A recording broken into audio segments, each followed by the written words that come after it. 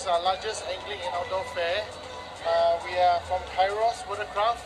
What you see here is actually known as a Kairos square back canoe. And the unique part about this canoe is it's got an inflatable tube.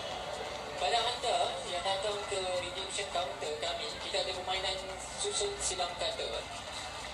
Yang berjaya tadi, saya nak dapatkan yang berjaya tadi. Sila nombor.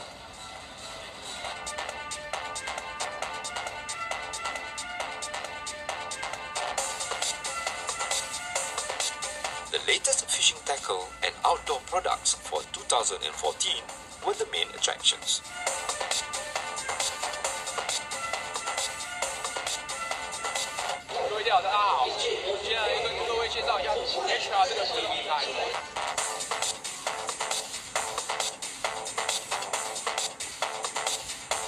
Tackle making can be an art form, and the visitors were given a valuable lesson on the making of fishing lures by a well-known tackle man.